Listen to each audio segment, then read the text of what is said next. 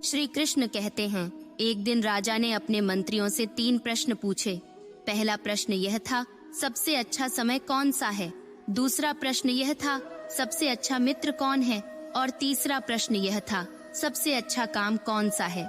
कुछ मंत्रियों ने राजा से कहा कि सबसे अच्छा समय और काम जो ज्योतिष बताता है वही होता है, और कुछ लोगों ने यह कहा कि सबसे अच्छे मित्र मंत्री होते हैं। किंतु इन सब जवाबों से राजा संतुष्ट नहीं था। राजा ने इन तीनों प्रश्नों के उत्तर जानने के लिए राज्य के सबसे विद्वान संत के पास जाने का फैसला किया। राजा इस संत से पहले कभी नहीं मिला था।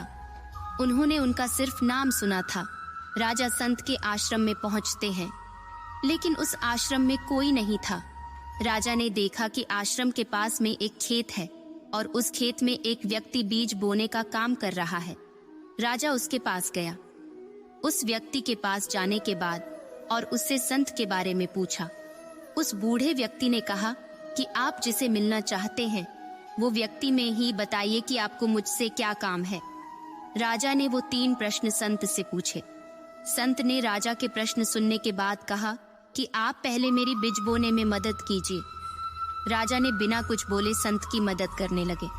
बीज बोने में काफी समय बीत गया और शाम होने वाली थी, लेकिन राजा को अभी तक अपने प्रश्नों का उत्तर नहीं मिला था।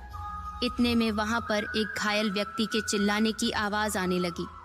संत ने उस घायल व्यक्ति को देखा और राजा से कहा कि हमें उस घायल व्यक्ति की मदद करनी चाहिए। राजा ने कहा, हाँ, हमें उसकी मदद अवश्य करनी चाहिए। दोनों उस व्यक्ति को मदद करने के लिए उसके पास पहुंचे तो उस व्यक्ति ने उनके पैर पकड़ ली। उस घायल व्यक्ति को ऐसे पैर पकड़ते देख राजा ने उससे पूछा, क्या हुआ है, तुम यहाँ क्या करने आए हो। उस व्यक्ति ने राजा से कहा, आपको मारने आया था, लेकिन आपके सैनिकों ने मुझे घेर लिया। मैं आपके सैनिकों के प्रहार से घायल होकर आया हूँ। मैं आपसे माफी मांगता हूँ, मुझे माफ कर दीजिए। मैं बड़ी मुश्किल से बचकर यहाँ आया हूँ। राजा ने उस घायल व्यक्ति को माफ कर दिया। राजा और वह घायल व्यक्ति अब मित्र बन गए। राजा ने अब संत से अपने 3 प्रश्नों के बारे में पूछा।